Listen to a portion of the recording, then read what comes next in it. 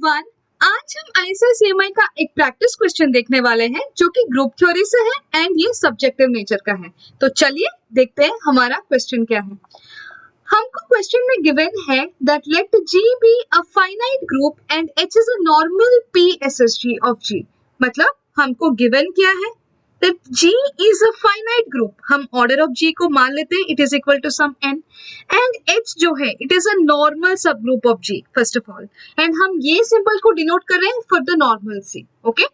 And H is a p silo subgroup। H क्या है? It is a p silo subgroup of G and हमारा claim ये है that हम alpha अगर कोई भी automorphism ले then this alpha of H जो है it is equal to H means for all alpha belonging to this aught of G. Aught of G क्या है? It is the collection of all automorphisms on G.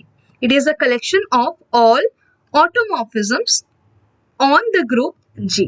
We have here this alpha of H जो है it is equal to H.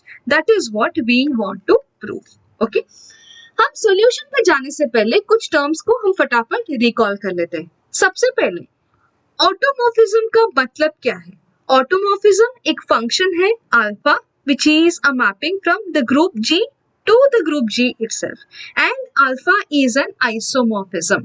Alpha is an isomorphism का मतलब ये एक homomorphism होना चाहिए प्लस ये इंजेक्टिव भी होना चाहिए एंड ये सब्जेक्टिव भी होना चाहिए। ऐसे सारे फंक्शंस का अगर हम कलेक्शन लेंगे तो उसको हम कहते हैं ऑट ऑफ जी। ओके तो ऑटोमॉर्फिज्म ये एक टर्म का हो गया। अभी बात रहा what is a normal subgroup, तो हमारा दूसरा रिकॉल हो गया what is a normal subgroup of G. अगर जी कोई भी ग्रुप हो, if G is any group, हम कब कहते हैं कि H जो है it is normal subgroup of G. H को हम नॉर्मल सबग्रुप ऑफ जी तब कहते हैं अगर हम कोई भी एलिमेंट ले from the group we have this G H G inverse जो है it belongs to H और हम ये कह सकते हैं that this G H जो है it is equal to HG and this is true for all elements in G। left quotient is equal to the right quotient। अगर ऐसा हो रहा है तो हम कहते हैं that this H is a normal subgroup of G। अभी तीसरा चीज what is a p silo subgroup। अगर मान लो कि हमारे पास order of the group finite है, if order of group is equal to n and let us say that this n is of the form some p to the power k into m and ये p क्या है? ये p एक prime number है and ये कैसा prime number होना चाहिए such that this p जो है it does not divide m।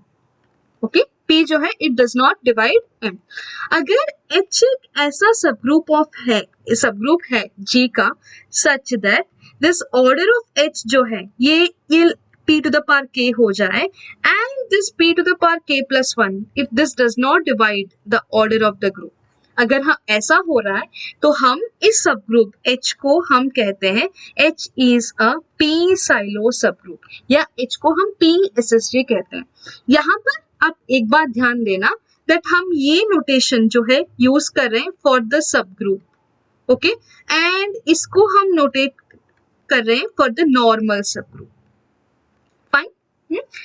ऐसा सबग्रुप का जो एग्जिस्टेंस है that is shown by the Sylow's first theorem. ये हमेशा एग्जिस्ट करेगा एंड ये क्यों हो रहा है? This is due to the Sylow's first theorem. Fine. अभी हम एक और इम्पोर्टेंट रिजल्ट हम रिकॉल कर लेते हैं दैट अगर हमारे पास order of the group finite है, let us say this order of the group is equal to n which is of the form this p to the power k times of m provided this p जो है it does not divide m। अगर हम np को denote कर रहे हैं for the number of p silo subgroups, np को हम डिनोट कर रहे हैं for the number of p silo subgroup, then this np is of the form this 1 plus pk such that this 1 plus pk जो है it should divide the number m and ये k जो है vary करेगा from 0, okay, 0 1 2 3 कुछ भी हो सकता है। Fine. This is np means the number of p silo subgroups in the group G।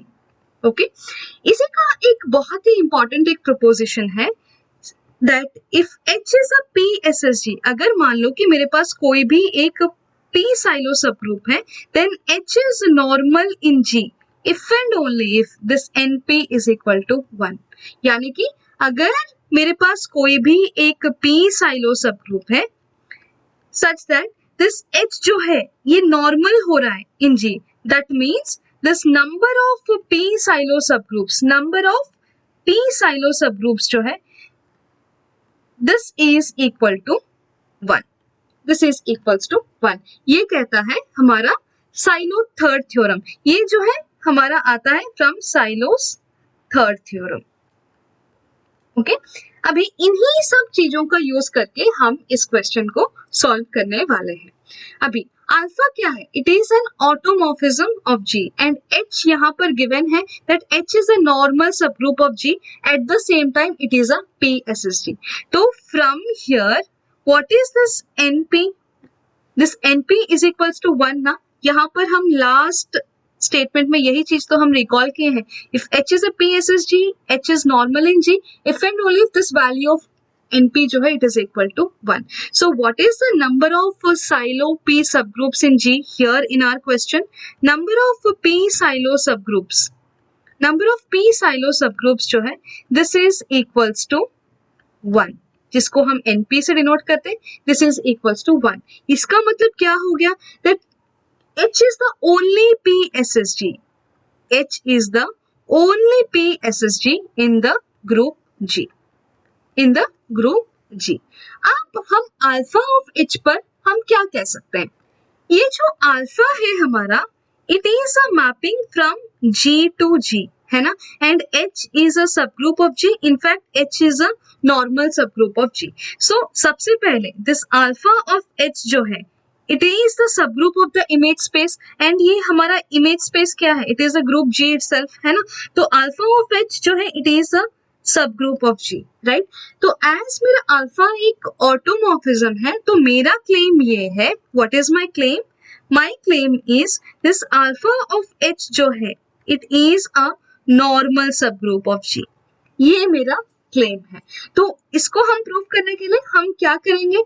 यहाँ पर हम नॉर्मलसी का डेफिनेशन हम लिखे थे that H is a normal sub group of G if and only if हम G का कोई भी एलिमेंट अगर हम ले तो G इनवर्स जो है it should belong to H। Okay, तो हम ये अल्फा ऑफ H को मान लेते हैं it is a sub group K, right. तो for this what should I show? That for any element in G, for all G belongs to G, I want to show that this G K G inverse, यहाँ K एक element है, it is not the sub group. Okay, हम small K ले रहे हैं, K is an element of this big K। Okay, ये जो G K G inverse जो है it should belong to the sub group K। Fine, तो let G be any element of the group G। तो as alpha is an automorphism, यानी कि ये एक सब्जेक्टिव फंक्शन भी तो है, ये एक सब्जेक्टिव फंक्शन भी तो है। तो आप कोई भी G ले रहे हो, if you are taking any G belongs to G, there exists an element G naught belonging to G itself such that this alpha of G naught क्या हो रहा है? It is equals to G हो रहा है, right? तो यहाँ पर है G K G inverse, right? तो G क्या हो गया? It is alpha of G naught, है ना। K तो यहाँ पर ये रहा, अभी G inverse है, G inverse is nothing but alpha of G naught का whole inverse, right? So here this can be written as this alpha of G naught multiplied to this K, and alpha of G naught का whole inverse क्या है? From the properties of homomorphisms हम कह सकते हैं that this is alpha of G naught का inverse, right? तो अभी ये K कहाँ का एलिमेंट है? ये K जो है it is an element of this big K, right? and ये फिर से कहाँ पर? ये सब ग्रुप ऑफ G हो रहा है ना। तो ये K बेसिकली फिर से एलिमेंट ऑफ G ही हो गया। इसका मतलब क्या हो गया? एक और एलिमेंट हमको Y बिलोंग करेगा G में से, सच दैट ये जो अल्फा ऑफ Y जो है it is equal to K हो गया, है ना। तो K की जगह पर हम क्या लिख सकते हैं? यहाँ पर हम अल्फा ऑफ Y लिख सकते हैं। So here this is alpha of G naught multiplied to this K which is alpha of Y multiplied to alpha of G naught का इनवर्स, राइट। तो from the properties of homomorphisms, homomorphism basically क्या करता है? ये operations को preserve करता है ना। एंड अल्फा एक ऑटोमॉर्फिज्म है, तो वो अपने आप में एक होमोमॉर्फिज्म भी है. So here we can erase this for a while. इसको अगर हम मिटा दें तो यहाँ पर हमको मिलेगा that this is equals to alpha of this g naught y g naught inverse, right? g naught y g naught inverse. ये y कहाँ का एलिमेंट है? आप देखना कि ये k जो है मेरा कैपिटल K का एलिमेंट है. ये कैपिटल K बेसिकली हमारा क्या था? It was equals to this alpha of H, है ना? It was basically this alpha of H. तो ये Y जो है हमारा H में आ गया. हम K को बोल रहे हैं this is alpha of Y. So ये Y कहाँ से आया? It belongs to the sub group H, right? ये जो Y है this belongs to the sub group H. Now we have that this H is a normal subgroup of G, right? H जो है it is a normal subgroup of G. तो ये G naught Y G naught inverse ये कहाँ पर belong कर जाएगा? ये वापस H में belong कर जाएगा, है ना? As this Y जो है it belongs to H, we have this G naught Y G naught inverse जो है this belongs to H again because this H जो है it is a normal subgroup of G, right? तो हमारा जो G के G inverse जो उठाए ये आ गया alpha of an element in H because this is an element in H, right? तो हम alpha of H लिख सकते हैं for some H belonging to H, right? तो ये एलिमेंट कहाँ पर बिलोंग कर गया? This belongs to this alpha of H, है ना? एंड यही तो था हमारा सब ग्रुप के, यही तो था हमारा सब ग्रुप के, राइट? तो and this is true for any element in G. अब कोई भी एलिमेंट ले लो G में से, दिस G के G इनवर्स जो है it always belongs to the sub group K. So from here what can you say? That this K जो है it is a normal sub group of G. ये K जो है it is a normal sub group of G. अब देखना that हमारा जो H है it was the normal sub group of G and alpha of H जो बोल रहे हैं ये भी normal sub group of G आ गया. That was our K. And as alpha is an automorphism, as alpha एक ऑटोमॉर्फिज्म है, व्हाट डू वी हैव?